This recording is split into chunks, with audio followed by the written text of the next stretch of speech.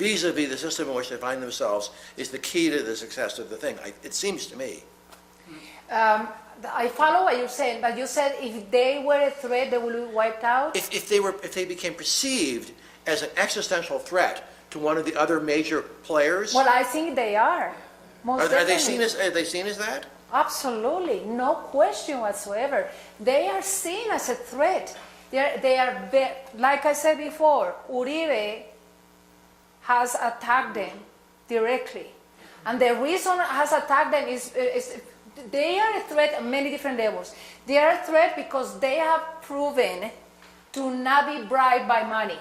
Money has been offered to them.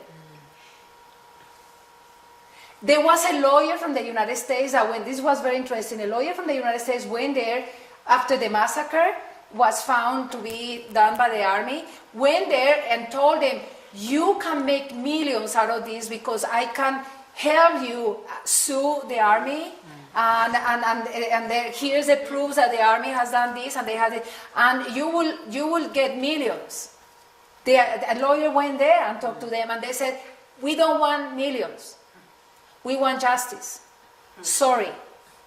And the lawyer was left and sent away. And the lawyer made arrangements with other people, not members of the community, to try to sue the army for damages done to property and damages done to them.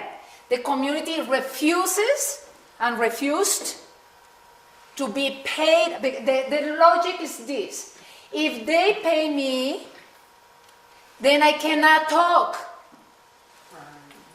And I want to have the freedom to talk. That's how it was explained to me by them. So they are a threat, clearly a threat. That's why so much energy, and I didn't mention this before, but thanks to your question, I can now. Remember how I said that they don't do they don't do anymore the massacres. What they are doing now is propaganda, and by they I mean the government. What they are trying to do is propaganda, which means that a lot of the effort is focused on trying to spread rumors about them, their personal lives. Doing something that's called in Colombia Judaization, which is Judaization. Judea. No, that sounds like Jewish. No, it's nothing. Yeah, judicialization. Thank you. Woo! Okay, it took 10 Buddhist practitioners together. And one Jewish girl. Yeah, how many Buddhist practitioners does it take to the Judea? And one Jewish girl. Yeah, it took a Jewish girl from New York to get us straighten out. I thought you were talking about Judas. No, I'm not talking about Judas.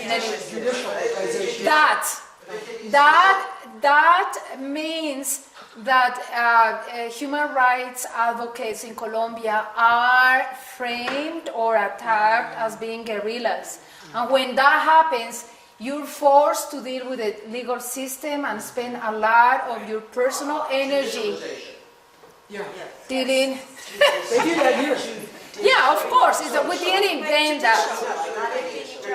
Individual people that are perceived as ringleaders or leaders or whatnot, and they're basically tying them up in court and slandering them, and they're doing it on a targeted basis. Yep. Yeah. So they have found, and this is true, that that's way less expensive, politically expensive to do that than to do massacres. Now, I think that's progress. I think it is progress to find that massacres are not paying off anymore. I think that's great progress. But now we are dealing with a transformation of the tactics. It's more strategic. So you could say that. You could say that because it's less explicit. So are they a threat existentially? No question. They support communal work. They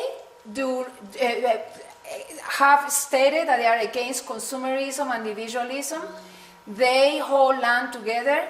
They refuse to earn money that comes from places that they don't accept, and they refuse to lie. It attacks a whole system of life. It does. And that's why they are a very, very sore point for the government. And that's also why, and here's the other side, because there is always this profoundly compelling side. And that's the reason they attract so many people from the outside. To actually witness people. See, if you become a member of the peace community, a house is built for you by the people. And if you leave the community, the house remains because it's of the community. How big a role is the church in this, and the evangelical stuff down there? Is the Catholic Church have a big role in this? I think you have to come with me next time. I can totally see you just bursting with life, and you need to be there. Yes, please. I'm going in February, beginning of February. Two of us are going. But it's so far away. Oh, well, it's not that far. It's not that far. Chicago, Miami is as far as Miami, Bogota. I was just going to say. You can get a ticket for $500 right now. Yeah, it's so far. You're funny. Okay. It's not the violence, it's just the distance. But let me. It's not a what? It's not the violence that will bother him, it's the distance from Boulder to the peace community. So, how involved is the church? Like I said before, the dioceses of the town, the region, was very supportive of them becoming a peace community, and actually suggested the term peace community because they wanted to go for neutral community, and the church said, do not do neutral because Uribe appropriated the term. Uribe appropriated the term neutral, which in Uribe's book, neutral means you side with the army. That's pretty neutral, you side with the army. So the church suggested, the bishop suggested, do not say neutral, say peace. And with that, you can appeal to the international community and have a legal status that protects you. So they actually investigated the whole legal aspect of this. And the church, 5 years later, as church, was convinced by Uribe to detach from the community.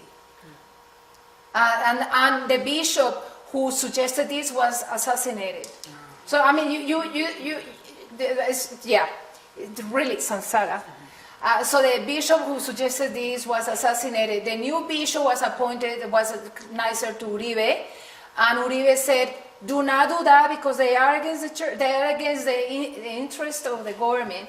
So the church pulled back and actually took away his priests. So it's a long story, right? But they were in this town, and then Uribe sent police, so they were forced to move to this other place. So they didn't have a church, and the church was sending priests. When Uribe forced the police in the main town, also told the church to remove itself, and the church does not send priests anymore. Do you follow what I'm saying? Exactly. So they were somewhat excommunicated by the church. Now, that's every single cause and condition produces an outcome, sometimes quite surprising and energizing, and that is, without priests, actually they felt more committed in visual ways to diversification of religion. So the Catholicism there is as private as the evangelical, as the Christian, as all these groups. Nobody has a church. There is no building for the church. There is no room for the evangelicals. It is, according to the Constitution, San Jose Apartado, absolutely, explicitly individual business, not a communal business. Theo, I see that you're leaving and you had a question. Oh, no, it's fine. Thank you. I've got to go. Okay. Yeah, thank you so much. Not a problem. So that's better anyway, because that's more equivalent.